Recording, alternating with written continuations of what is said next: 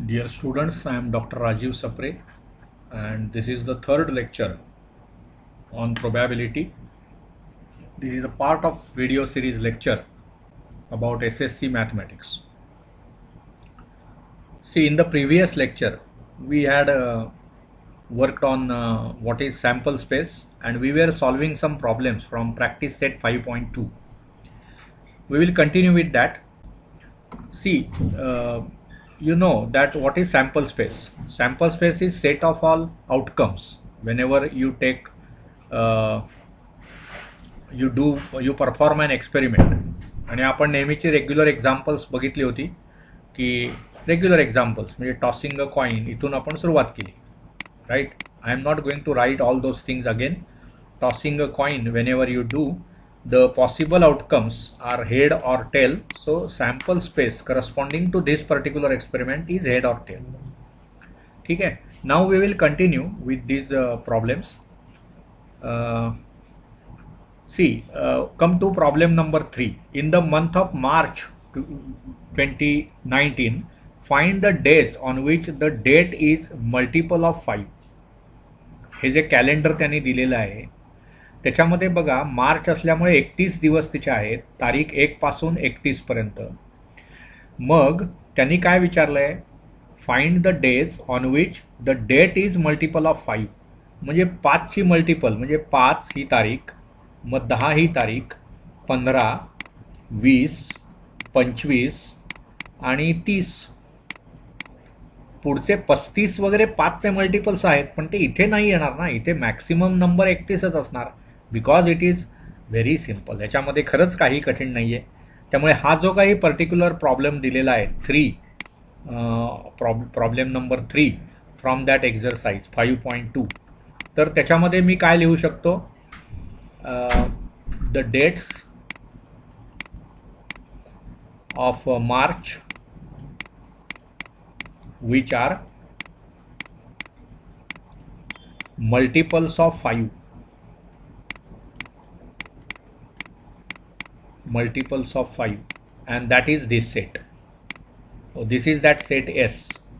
आणि त्याच्यामुळे तुम्ही असं म्हणू शकता की number of elements in the sample space are 1, 2, 3, 4, 5, 6. These are the days. त्यामुळे अतिशय सोपे प्रॉब्लेम्स त्याच्यामध्ये असणार आहेत तुम्हाला. So now we will proceed further. आणि आपण असा विचार करूया की इव्हेंट म्हणजे काय. See, this is next thing that we have to learn is event. पण इव्हेंट जेव्हा मी शिकणार त्यावेळी मला निश्चितपणे हे माहिती पाहिजे की सॅम्पल स्पेस म्हणजे काय.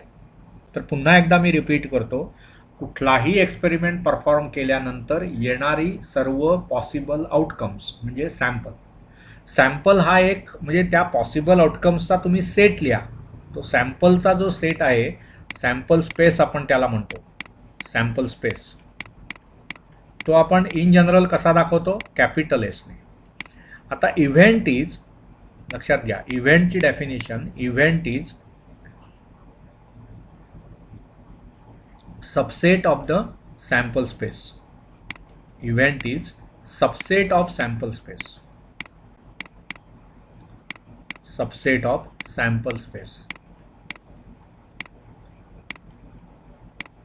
म्हणजे आपण समजा इव्हेंटला आपण ई म्हटलं तर ई बद्दल मी काय लिहू शकतो, E is subset of S. E is subset of S. आणि त्या ई मध्ये कुठली एलिमेंट्स येणार, सॅटिस्फाईंग पर्टिक्युलर कंडिशन. लक्षात घ्या, आपणाला सॅम्पल स्पेस म्हणजे सर्व पॉसिबल आउटकम्स आले, परंतु इव्हेंट म्हणजे आउटकम्स सॅटिस्फाईंग पर्टिक्युलर कंडिशन, त्याला आपण म्हणतो favourable outcome. See, favourable outcome हा अशी आधी लक्षात घ्या विषय. फेवरेबल आउटकम म्हणजे काय, फेवरेबल म्हणजे आपणाला पाहिजे तसा, अशा अर्थाने. फेवरेबल आउटकम म्हणजे काय, आता इथेच हे उदाहरण घ्या, आत्ताचं जे आपण सोडवलं की मार्च 2019 हे कॅलेंडर आहे आणि त्याच्यामध्ये 31 दिवस आहे. त्यामुळे समजा मी तुम्हाला असं सांगितलं की सिलेक्टिंग अ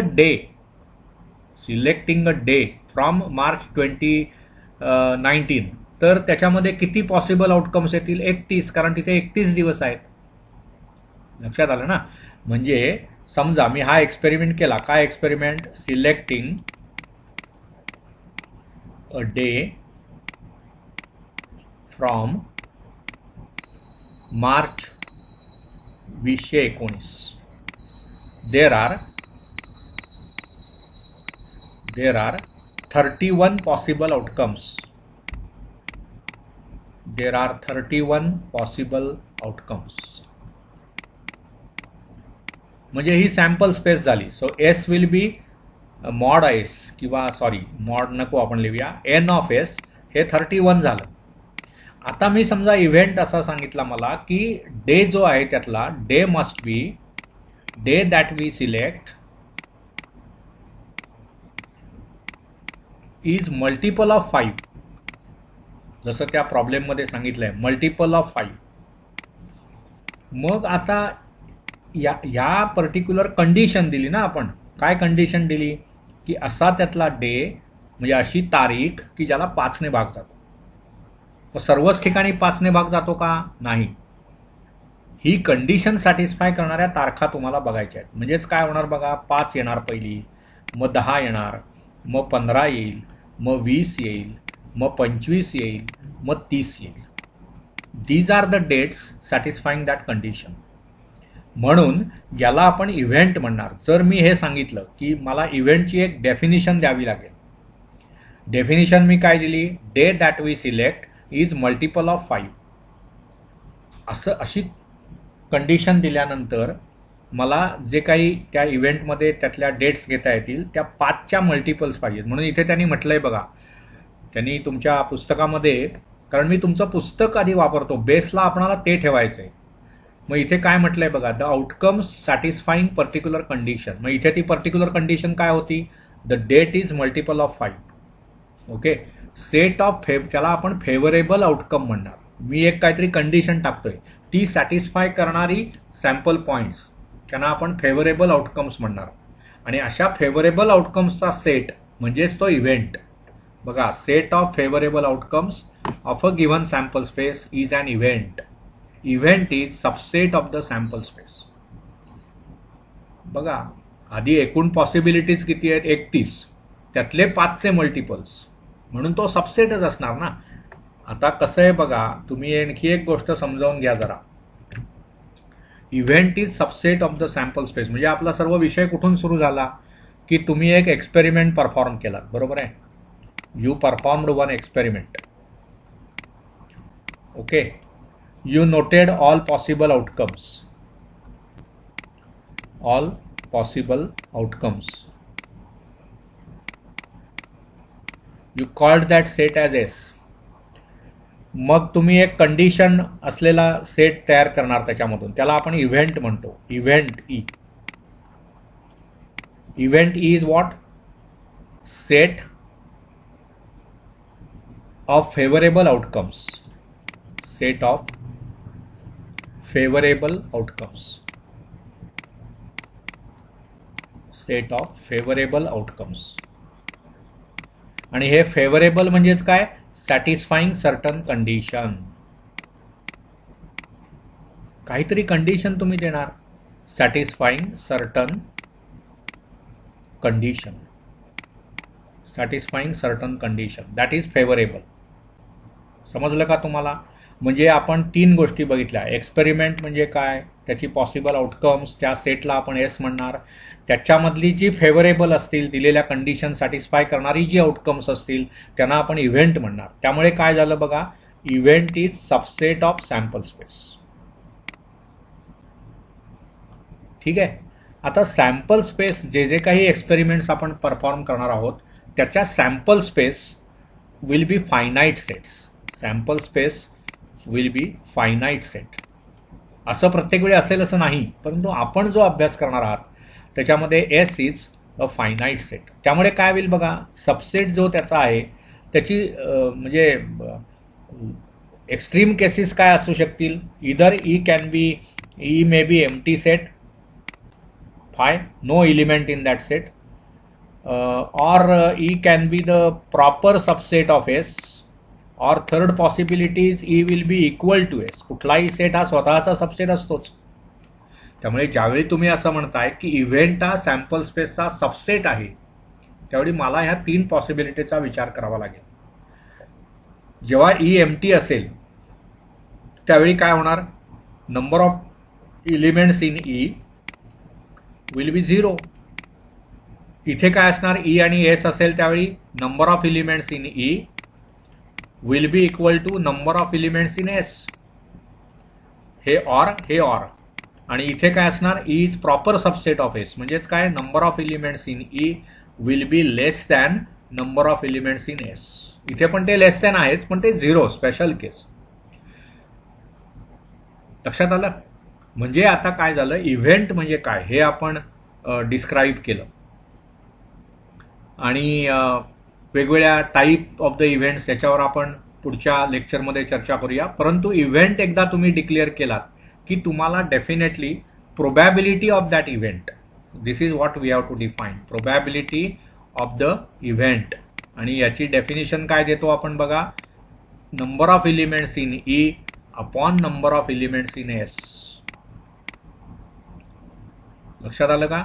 मग ज्यावेळी हा एम्प्टी सेट असेल त्यावेळी इथे 0 असणार, 0 अपॉन एन एस, ते 0 होणार.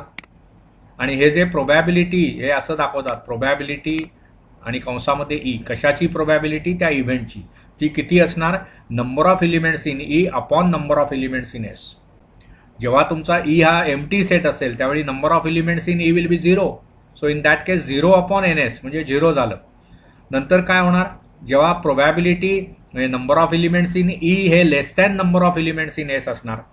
आणि मॅक्सिमम प्रोबॅबिलिटी कधी होणार, ई आणि एस इक्वल असतील त्यावेळी. म्हणजेच काय, नेहमी आपण म्हणू शकतो की 0 is less than or equal to probability of the event less than or equal to 1. Probability ही नेहमी 0 आणि 1च्या मध्ये असणार.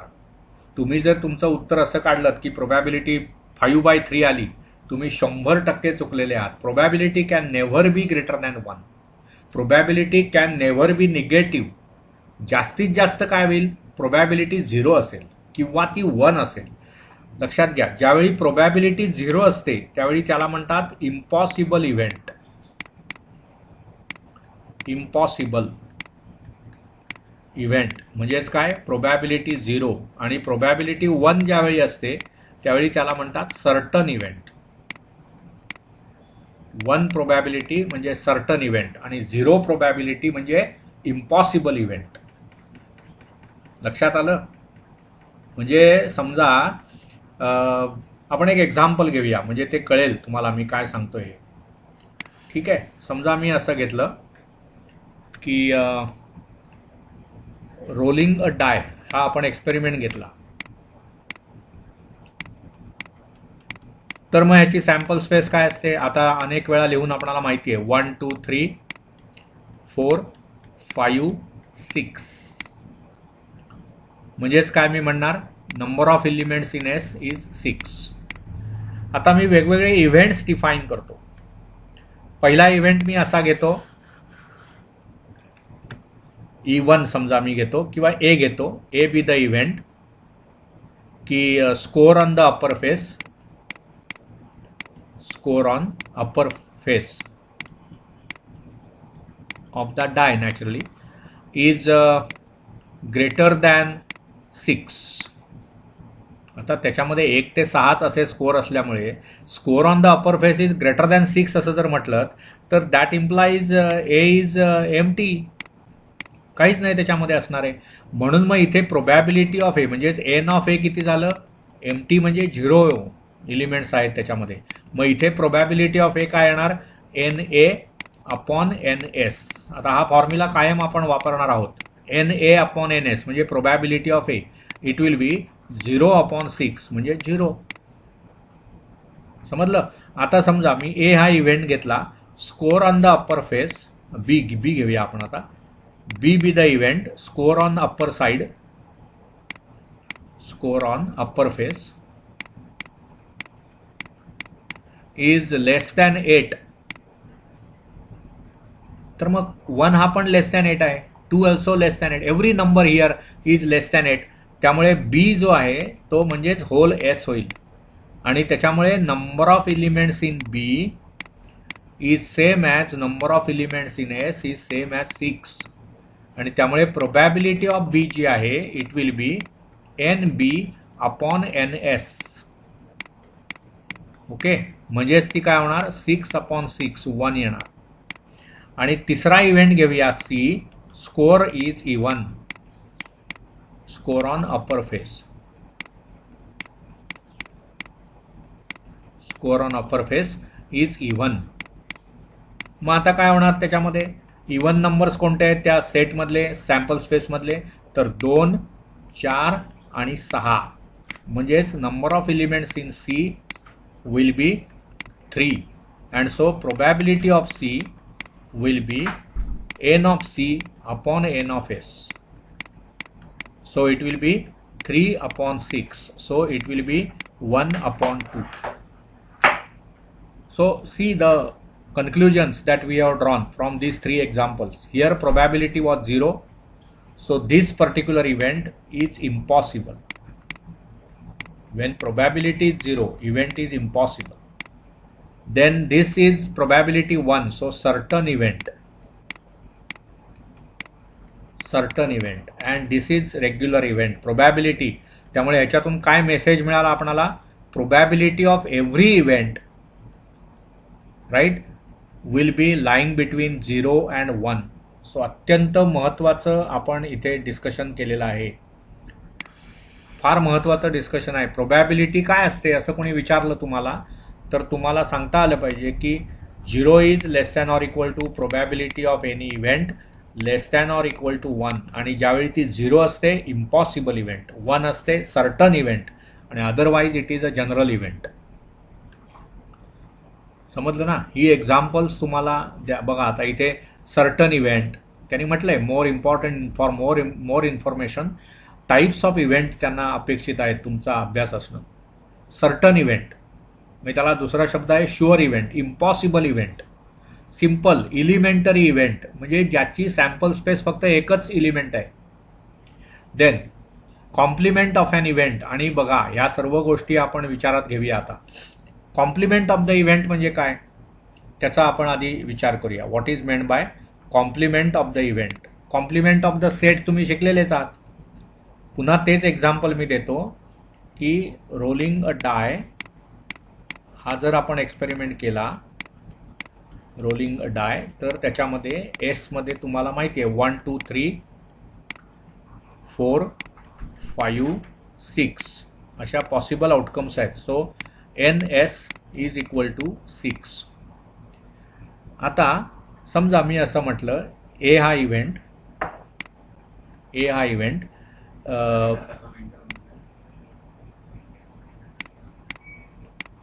Score on upper face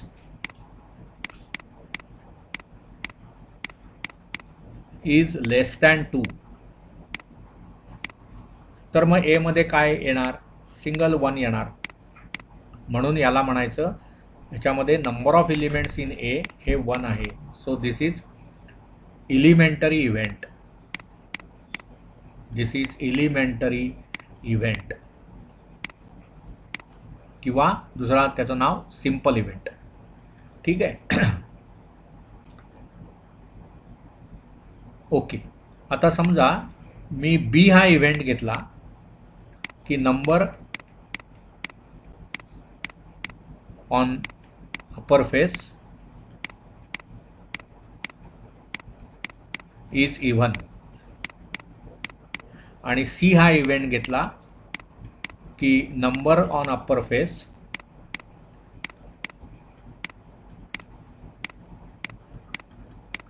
is odd.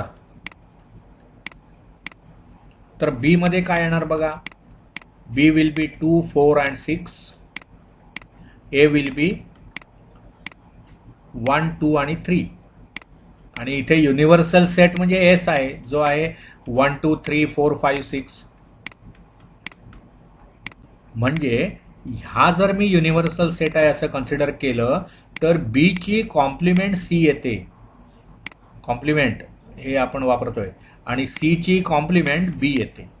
म्हणून B and C are complementary events. They are complementary events.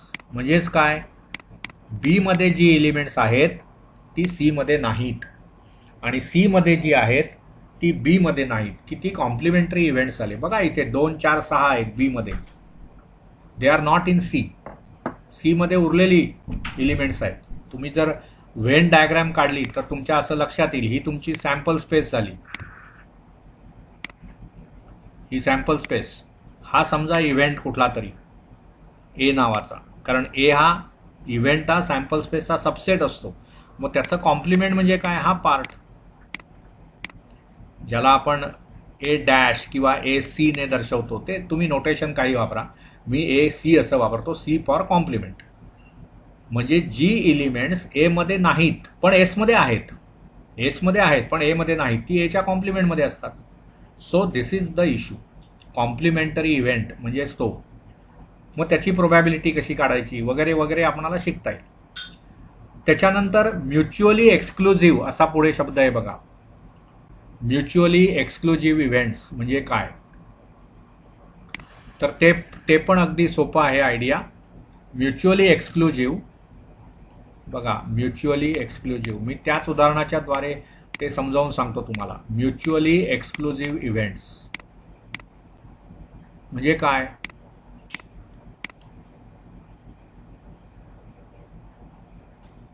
तर